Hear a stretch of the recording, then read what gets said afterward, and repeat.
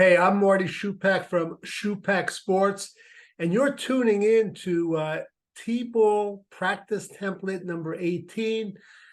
Uh, this will be good for anyone involved in T-ball, anyone that has young uh, sons or daughters, or anyone that is really is into coaching. I urge you, please, you could critique whatever I talk about. I'm happy to take comments, criticisms, and everything else. Please subscribe, and if you can, give me a thumbs up. Let's get started right away. Okay. I was thinking the other day, and I've said this a lot. The best drills, best things you could do with your kids, it's not going out to Dick's Sporting Goods and buying an expensive piece of equipment or going online and buying an expensive piece of equipment. It's seeing what you have around the house and being creative. I've done that my whole life, okay, with my kids. Now, part of I was motivated to do that. I like being creative, and I'll be honest with you, some of it also was because of our financial situation wasn't great. But try to be creative. The easiest thing is to go out and buy an expensive piece of equipment. See what you can create. Let me hold this one up. This is what I call the plastic bag reaction drill. And all I'm doing is I'm holding a plastic bag and I'm dropping it, and the son and daughter has to catch it. Now, it looks easy, but you could adjust the height. You could have your son and daughter also clap before they catch it. You could have them close their eyes. And the key is using a plastic bag or even a tissue. It's a non-threatening item. Remember, I say this all the time. The two biggest things that drive kids away from sports is the fear of embarrassment amongst their peers and the fear of getting hurt. If you overcome these two, the kids will blossom. All right? Be creative with this. It's about a 2-minute drill. It's a lot of fun. So you could do that. And actually, they could do it with you if you get on your knees.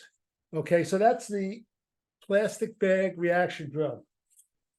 Now, if you're just getting started in T-ball, one of the things I tell parents to do for a few minutes is get a tee, or you could even do it with a tree in the backyard.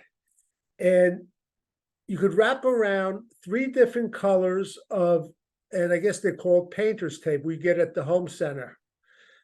Okay, and the goal is to really simplify swinging at a target. Okay, and as you see here, it's the batting tee. You have 3 different colors of tape. But what you want to do is make sure you use a plastic bat, not a wooden bat, because when they hit it, sometimes you get the backlash of the sting, especially if you do it in a tree. But I highly recommend this. It's about a 2 or 3 minute drill. And you could yell out a color, let's say blue, red, or yellow. And they have to try to aim at it. Again, make sure you use a plastic bat. Very, very important. Okay, next drill is a throw-in drill. I've shown this before. If you tuned in earlier, it's a challenging drill. It's not going to be done your first T-ball practice. It's called the over-under drill. What I do is I take a roll of blue painter's tape and I put a line going across. Now, use soft cover balls, but very important, you have to find out from your league what the policy is in reference to the fence. They're not going to allow a hard ball, and you shouldn't be using a hard ball with T-ball players, but they should allow a soft covered ball or a tennis ball. And what you have to do is spread them out, by the way, and you have to yell either over or under. And they have to follow your instructions. If you yell over, they got to throw over the blue tape. They yell under, they got to throw under the blue tape. Some kids won't have a conception of doing this. Others will.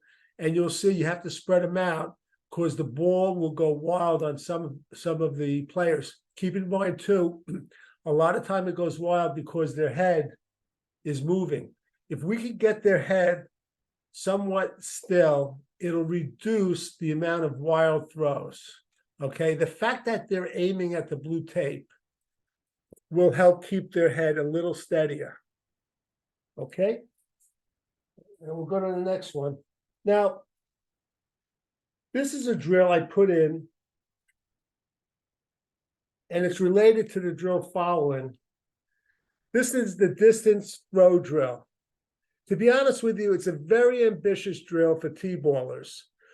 I'm trying to get players to learn how to throw different distances. And as you see here, this doesn't show really the right space, but you put cones that should be spaced apart. And we want players to recognize the feel of their arm, throwing the ball different distances. T-ball players 4, 5, and 6, usually that's too young, but still, middle of the season, end of the season, there's nothing wrong with trying it, okay? Make sure you spread the players apart. And you could also use different objects. I've used, this is a good at-home drill. If you're at home, you could use a ball of yarn, you could use a hacky sack, you could use a bean bag. There's nothing wrong with that. But try to put the cones at different distances. And a good idea is, if you could, and don't get the big expensive cones, get the small soccer cones. If you get different colors, so you can tell the player, throw to the orange cone, throw to the blue cone, throw to the green cone. Okay? So that's the distance throw. This next drill, it's kind of a game, it's related. Okay, and just remember, we want to have the kids have fun in the T-ball age group. Fun is the pipeline to stimulation. Stimulation will bring the kids back next year to play T-ball or to get involved in baseball or softball. You want to have it so they have fun and they're stimulated. This is a game I created. It's called baseball golf. Similar to the previous drill, I just set up 3 holes. And what I do is I have the players, they have to throw the ball and have to try to knock down the cone. And we keep track of how many throws, just like in golf, the number of strokes. Each ball that the kids use should be color coded so they know their ball. You could just put a piece of tape on one side of the ball. Okay, now if you want to make it easier, what I've done, I put like 2 boxes and the cone on top so they could just throw and hit the boxes. You want to create success for these kids. Remember that. Whatever you could do, you want to create success. Okay, so that's again, that's what's called baseball golf. Okay. Now, this is kind of a strategy, and some people might think it's too young to teach, but I'm telling you, this will come up anywhere from T-ball up to 10, 11, 12, when you have 2 players on the same base and the defensive players have to learn to tag the lead runner. So what I do is this. I have 2 players between the base paths. I have a player with his back to those 2 players, okay? And the goal is to, when you say go, the player turns around with the ball, and he's got to figure out who's the lead base runner and run at them. And you have to teach player who is the lead base runner. Don't assume when you say lead base runner, they're going to know what that is. You got to show them, okay? So if you see this player, you're going to yell go when he turns around. Now, what I do too, I set up different scenarios. I'll have both players run to the next base. I'll have both players run backwards. I'll have them separate. But the key is I want the defensive fielder to learn who the lead base runner is and to go to that base runner, okay?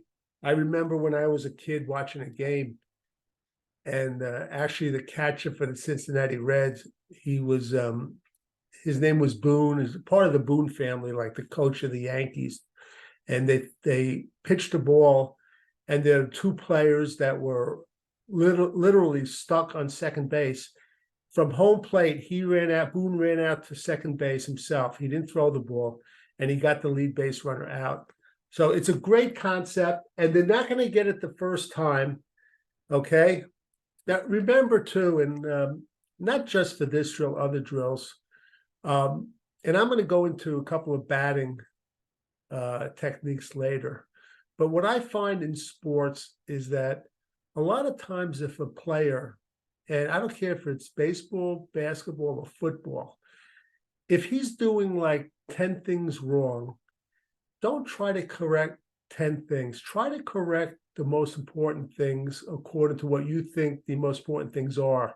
Let's say correct the 2 or 3 most important things. What happens is if you correct those mistakes, sometimes it auto-corrects other mistakes, okay? All right, that's that drill, okay. And this is the last drill. This is a drill similar to a drill I showed before, which was the goalie drill. This is the dive ball fielding drill. And I'm telling you, some drills become addictive. For a lot of kids, this is an addictive drill where you get a patch of thick grass and the parent will throw a ball to the left or to the right, and the player has to dive and he has to stop it. Now, they don't have to catch it, okay? Keep in mind, T-ball gloves, I call T-ball gloves sometimes pancake gloves. It's almost impossible to catch it. What we're doing in this drill, we're getting players conditioned to keep the ball in front of them. And I'll say this time and again, if you keep the ball in front of you, you don't necessarily have to catch it when you get older. You can make a play. In fact, I have a drill called the bobble drill, where I hit a ground ball to a player, he picks up the ball, and then he drops it, picks it up and throws it out. I call it the bobble drill. So it's a great drill, and you could use bigger size balls. I found these huge, I looked for years. These are softball-sized wiffle balls. When I was a kid, I played with these, and then I couldn't find them for years. I finally found them. So you could do it with these balls too. You could do it with soccer balls. Okay, be creative. It doesn't really matter. You want to get the concept of stopping the ball. All right. Also, I want to point out too, if you're like me, you love baseball. You're going to eat, drink, and sleep baseball. It's so easy today to make baseball a 12-month sport, and I urge you not to do that. You want to give the kids a break, all right? You want to give the kids' physical muscles and body tissues a chance to grow. If you could have them play baseball and then another sport, soccer's a great sport, you're using your legs below your waist, it's a great idea. But I urge you, you're going to be tempted. I'm telling you, it's become a 12-month-a-year sport. I urge you to diversify. And I'll tell you a story. Years ago, I saw an interview with one of the high school baseball coaches in Florida. I believe it was Sarasota. And he won the state championship, whatever his division was. And they interviewed him. And they asked him, well, what about spring ball? And he said, fall ball. He said, I don't have fall ball. I'm a big believer in not playing year round. I want them to do something else. So keep that in mind. Now, batting, a lot of you people are going to continue in baseball or softball, okay? And you don't have to be a minor leaguer to learn a lot of the techniques. Some of the kids, if you're coaching on your team, if they're really good, they're going to be taking lessons. But you could become familiar with certain techniques. And there are certain things I like in hitting. Here's a couple I want to point out. I'll hold it back a little. This is from the Charlie Lau was a great hitting coach way back when in the 60s and 70s and 80s. And one of his best pupils was George Brett. But he had a technique. He liked the players, while the pitcher is not ready to pitch, just to rest the bat on the shoulder. When the pitcher goes in the windup, then they lift it up. Okay? Remember, a relaxed hitter is a dangerous hitter. I've had kids that are standing there like this, tense, and the pitcher will go down and tie his shoe. You got to get your players to relax and teach them. And it doesn't have to be this Charlie Lau technique. It could be any technique. When they're in the windup, that's when you get ready. Before that, relax. And here's another picture I came across of Ken Griffey Jr. and Frank Thomas. Okay, I'll hold it back here so you can see it. And what they're showing you really is that you heard the expression squish the bug. They're not really squishing the bug with their foot. And I kind of believe some players do and some don't, which is fine. But I'll just read this. Notice how Ken Griffey Jr. and Frank Thomas pull the knob of the bat to the ball. Okay? You see the knob here? And they're rotating off the backside. They're not squishing the bug. Okay, take a look at this. Look at the bat and look at the knob. Okay.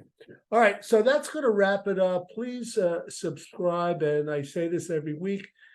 Have your kids get a test for hearing and a test for eyesight.